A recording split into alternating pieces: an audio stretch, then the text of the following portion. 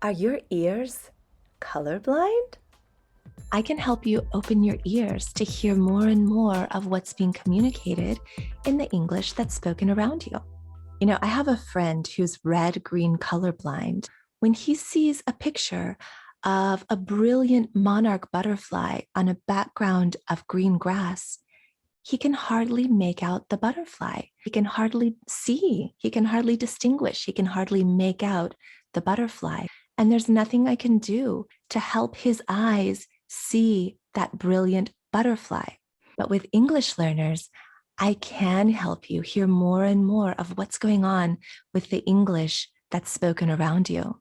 I want to take you by the hand and let you hear English the way I do. This week, there was a powerful and historic speech on the floor of the US Senate. And when I heard it, I was moved by it. And at the same time, I was just really desiring to let you hear it the way I do, to let English learners hear all of the things that are happening in the spoken language that I can hear as a native speaker and also an English teacher. So that's what we're going to do today. Now, the person giving this speech was a newly elected senator giving his first speech on the floor of the Senate. But he's not only a senator, he's also a pastor, and he's clearly a master of oratory. Oratory means the art of public speaking to persuade and maybe even to motivate. And so I want you to be able to hear what he's doing with his voice to capture his audience's attention and to direct it where he wants.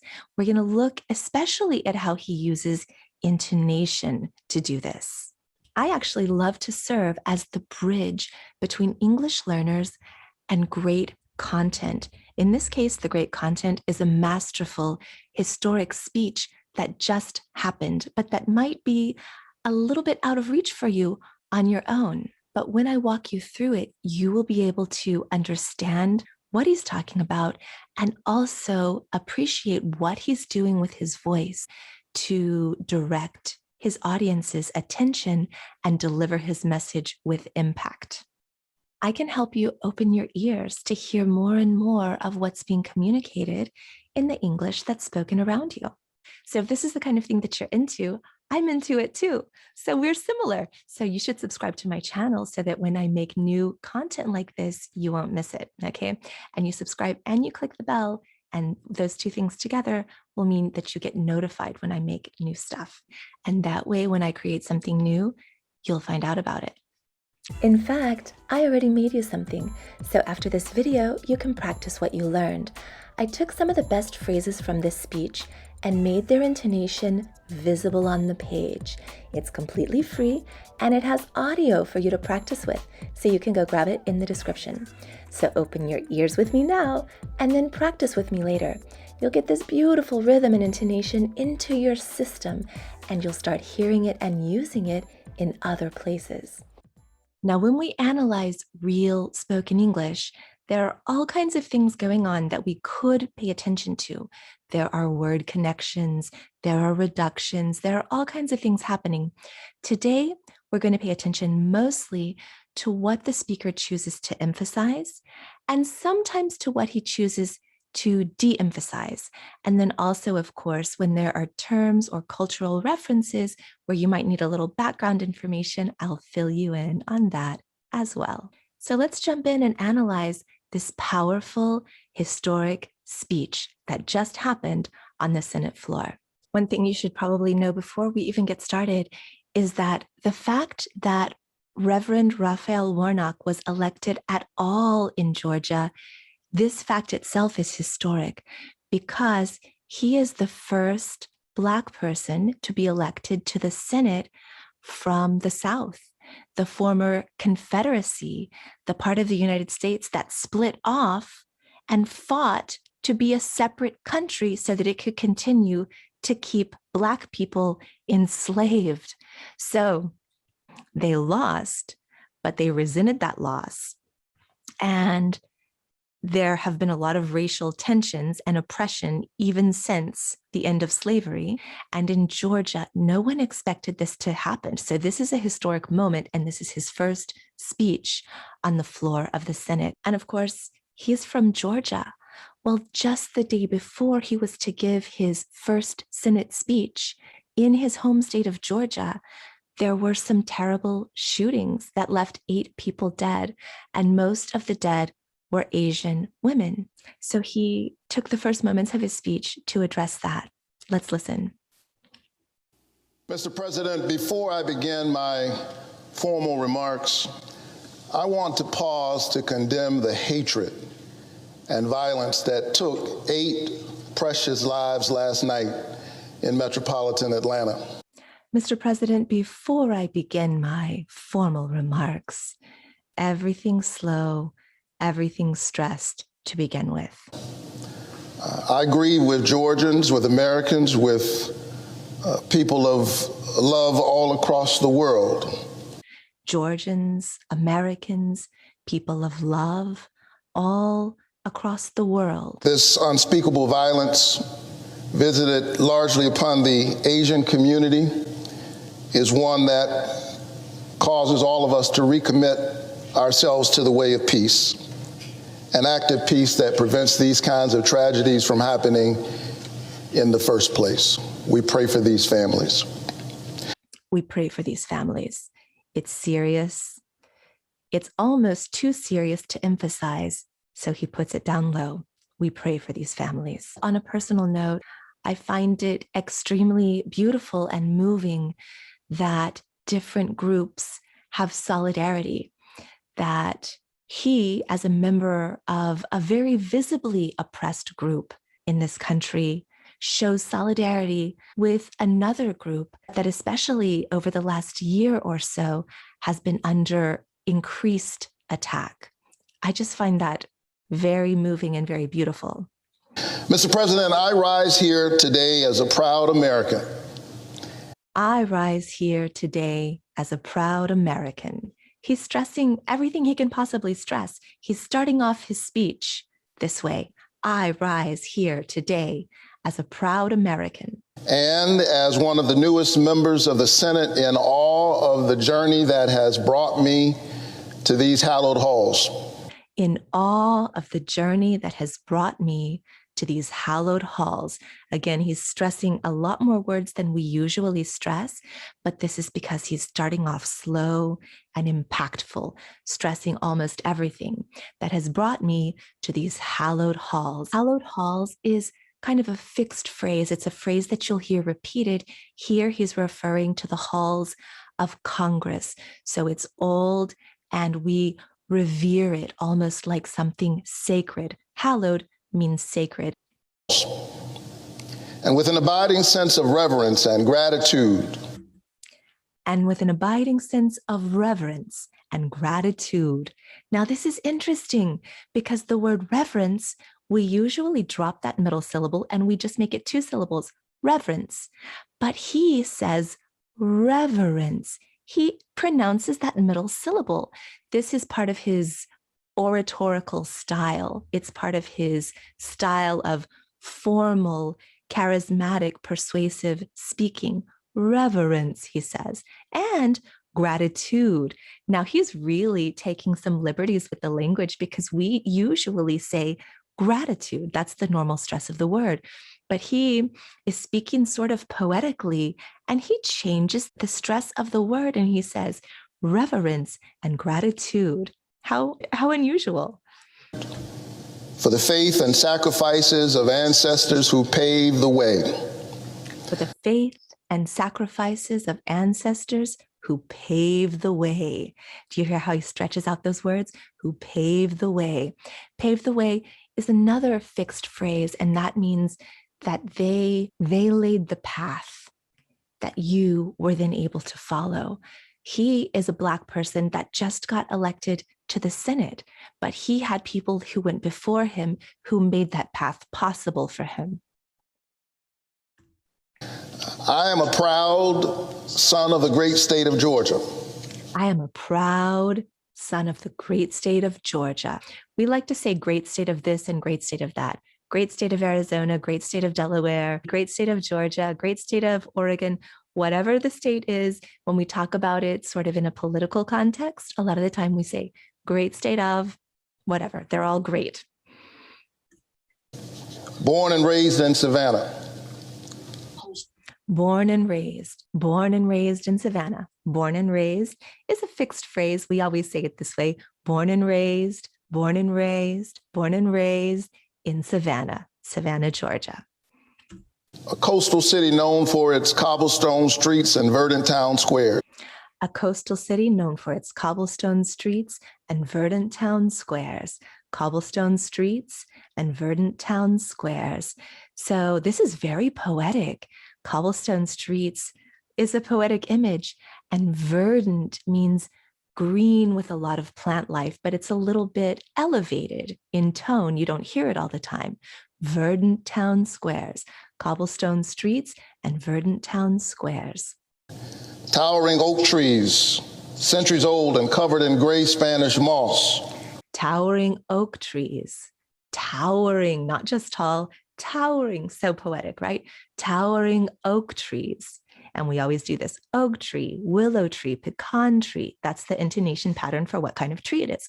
Oak tree, willow tree, pecan tree. So towering oak trees covered in gray Spanish moss. Stretch from one side of the street to the other, bend and beckon the lover of history and horticulture to this city by the sea. He's really playing with his pace there, right? He got really fast. We don't have to understand everything there. It's poetic, it's beautiful, it's fast. Let's move on. I was educated at Morehouse College, and I still serve in the pulpit of the Ebenezer Baptist Church, both in Atlanta. And I still serve in the pulpit.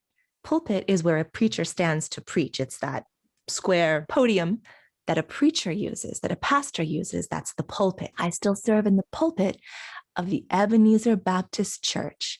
Ebenezer Baptist Church. And I still serve in the pulpit of the Ebenezer Baptist Church, both in Atlanta, the cradle of the civil rights movement. Both in Atlanta. Slowing down to keep your interest and to give emphasis. Both in Atlanta. Morehouse College, Ebenezer Baptist Church, both in Atlanta. In Atlanta, the cradle of the civil rights movement. Both in Atlanta, the cradle of the civil rights movement. Why does he say that Atlanta is the cradle of the civil rights movement? Well, Atlanta is the capital of Georgia. It's one of the places in the South where, after the South lost the Civil War, they still found ways to keep oppressing Black people for a long time. And it's not over, but things have changed a lot. We still have change that needs to happen, but things have changed a lot. And one of the things that brought about a lot of change was the civil rights movement. So the civil rights movement was a movement that happened in the 50s and 60s, where some laws were challenged and overturned, and some bills were passed to break the oppression that had been legal and encoded in law. So a lot of this happened, a lot of the organizing happened in Georgia.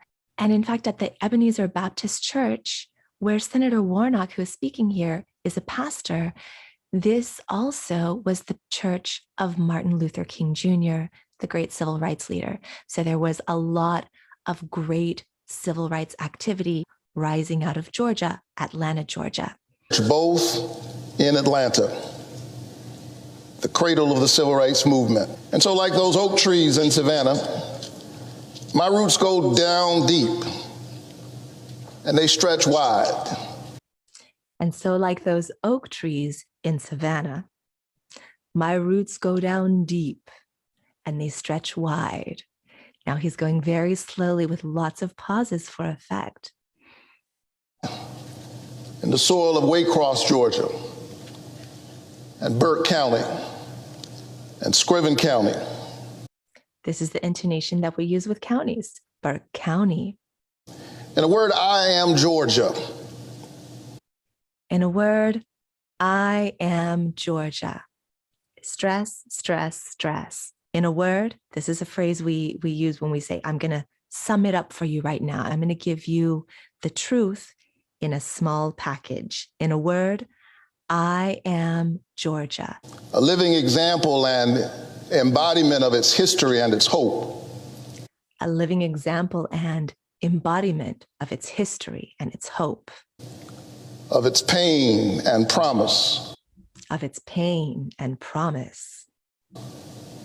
The brutality and possibility. The brutality and possibility.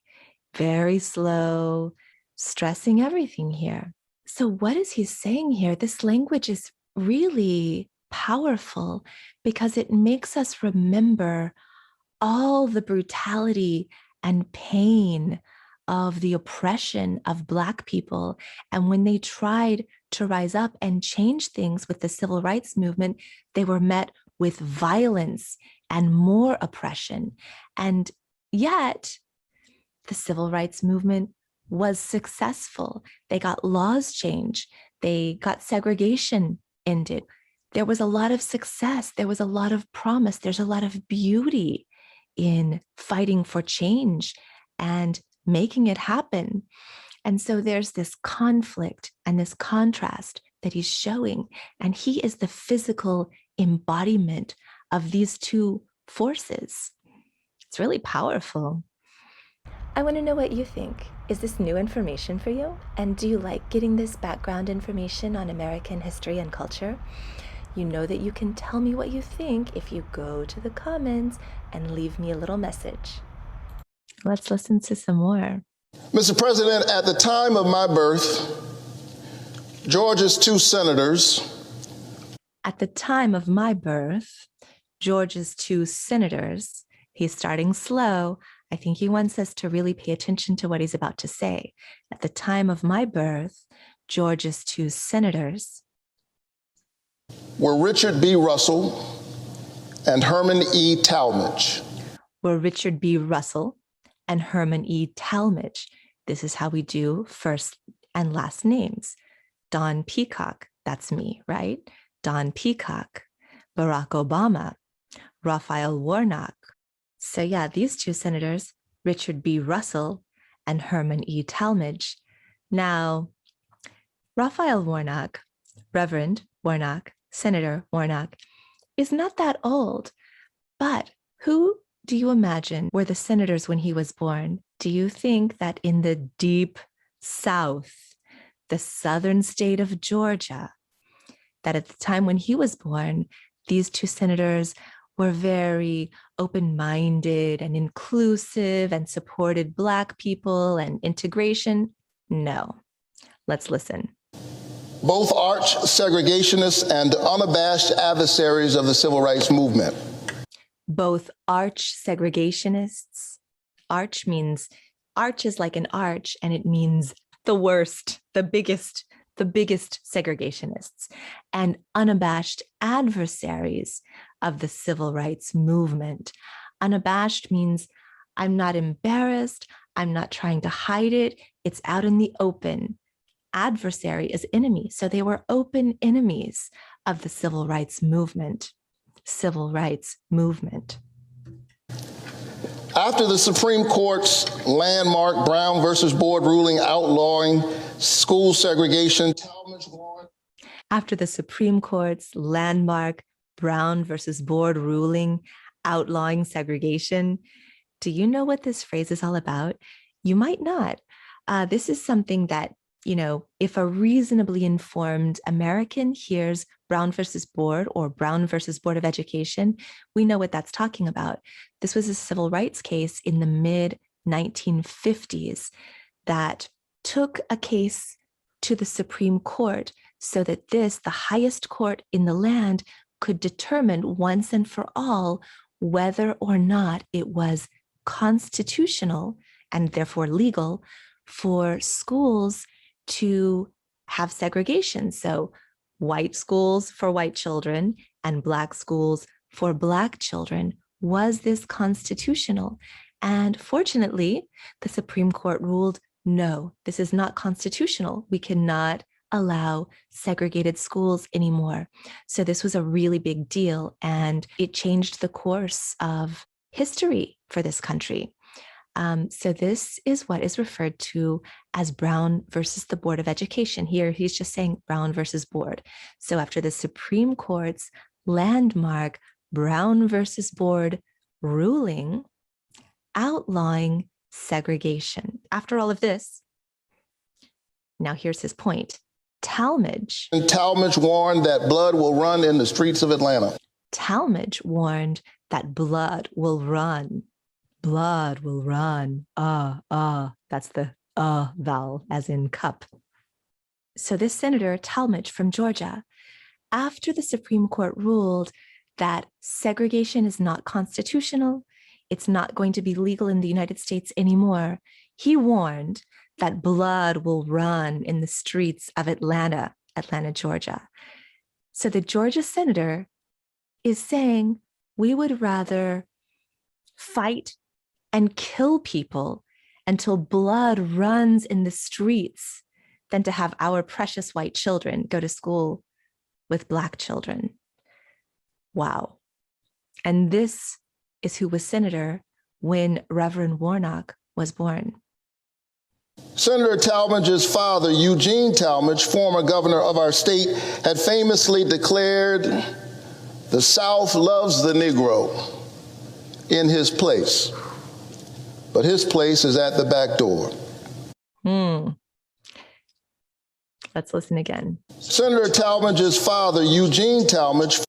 Senator Talmadge's father, Eugene Talmadge.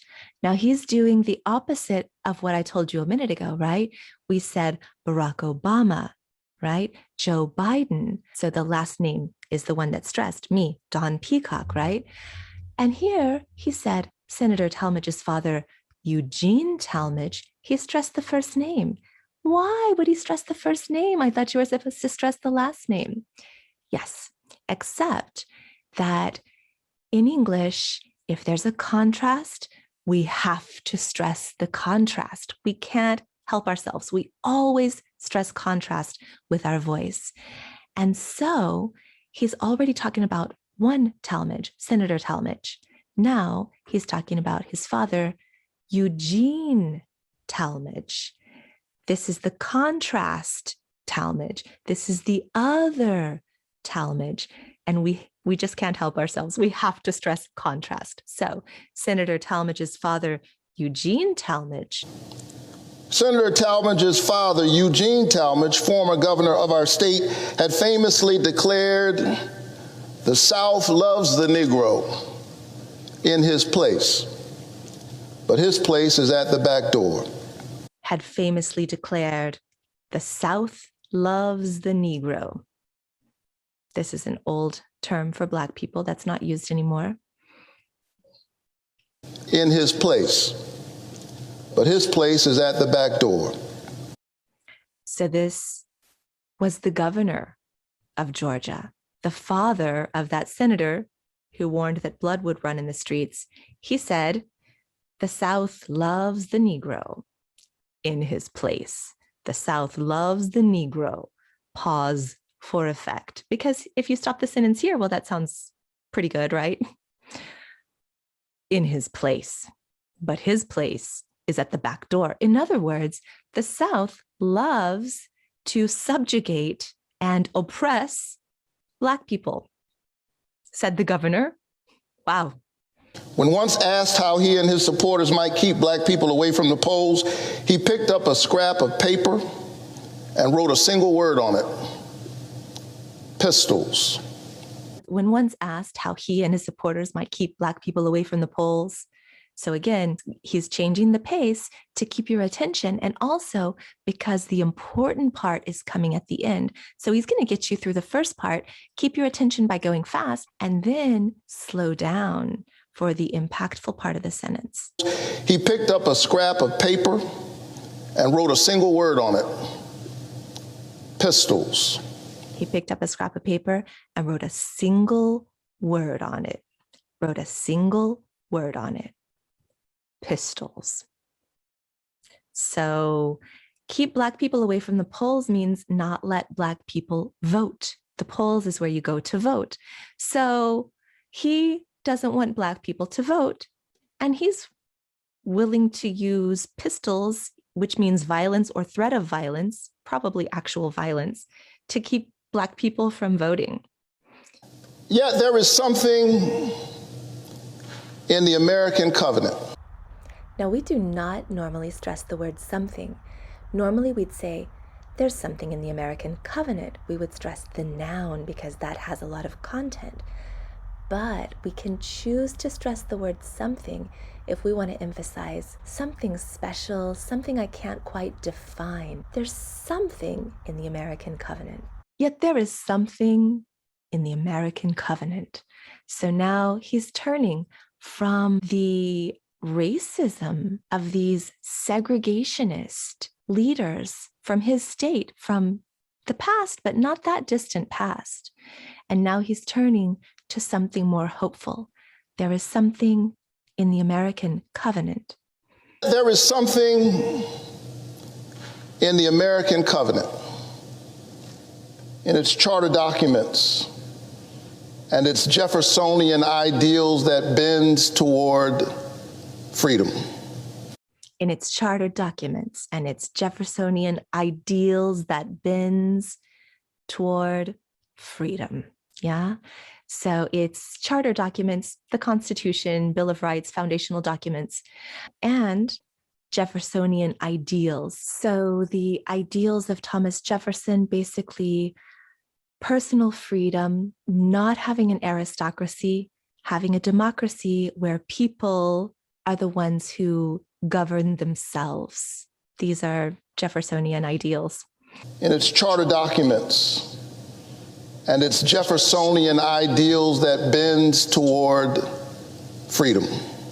And its Jeffersonian ideals that bends toward freedom. Here, he's not pausing where you would expect a pause to change it up, keep it interesting, because you would expect in its charter documents and its Jeffersonian ideals, pause, that bends toward freedom. And this is how I would read it so that you would be able to follow. But he runs these together. He doesn't pause. Jeffersonian ideals that bends toward, pause, go slow, keep them waiting, freedom. Freedom. That's what the civil rights movement was about freedom, right? So bends toward freedom. Also, when we say bends toward freedom, it evokes another phrase, which is that the arc of history bends toward justice. The arc of history is the shape of history. There have been a lot of unjust things in human history, and there are different forces pushing us in different directions. But generally, if you look over time, according to this quote, and I hope that it's true, the arc of history bends toward justice. And in this case, he's saying bends toward freedom. Yet there is something in the American covenant, in its charter documents and its Jeffersonian ideals that bends toward freedom. And led by a preacher and a patriot named King, Americans of all races stood up. Led by a preacher and a patriot named King. Of course, you probably know that he is referencing Dr. Martin Luther King Jr., the great and celebrated civil rights leader. And he's talking about the civil rights movement led by a preacher and a patriot named King. It's more powerful that he doesn't use his whole name, because just with that one word, you know who he's talking about. And also a preacher and a patriot, well, the person speaking, Raphael Warnock, is also a preacher, in fact, at the same church as Dr. King. So subconsciously, you are associating him with the great celebrated civil rights leader, Dr. Martin Luther King Jr., Reverend Dr. I think it's Reverend Dr., right? Reverend Dr. Martin Luther King Jr. That's a long name. The Reverend Dr. Martin Luther King Jr. We're always going to stress the last part of a name, unless, of course, there's some contrast that gives us a reason to do something different. The Reverend Dr. Martin Luther King Jr. Yeah. So he's unconsciously causing us to have the association between Dr. King and himself, which is a real association. He's actually the successor. That means the person following Martin Luther King. So it's appropriate that we have that sort of linking in our mind, that association in our mind. And led by a preacher and a patriot named King, Americans of all races stood up. Americans of all races stood up. Now, you might expect somebody to say Americans of all races, because races is the noun and it's the word that has the most content. Americans of all races stood up. But he doesn't say Americans of all races. He says Americans of all races. Why is he stressing all instead of races? So in this case, the word races, it doesn't add anything new. It's not new information. It's the context we're already discussing, and we don't need to stress it. We will stress something different. Americans of all races, Americans of all of these things we were already talking about. So here's the case where I want to draw your attention not to what's being stressed, but to what's being de-emphasized. We de-emphasize that something that was already mentioned, or that's the context that we already understand. It's not new information. So he doesn't need to say of all races. He says of all races, of all of these things that we're already discussing. Okay, my friends, I'm going to cut you off here because we're 30 minutes in, but let me tell you, it's just starting to get good. Reverend Warnock takes on modern day voter suppression coming up. Don't miss it. And then they want to make it a crime to bring grandma some water while she's waiting in a line that they're making longer. We know what's happening here. Some people don't want some people to vote. Remember to grab your practice sheet with audio, and you can take all this beautiful rhythm and intonation and practice it with me and get it into your system and see how your brain starts to notice these patterns more and more and how they start to come out in your speech. And tell me what you think. What was the most interesting thing in this video for you? And what would you like more of? Let me know. Let me know in the comments. Let me know. Let me know in the comments. Let me know. Let me know. Okay? You let me know. I'll let you go. Look for part 2, and I'll see you soon.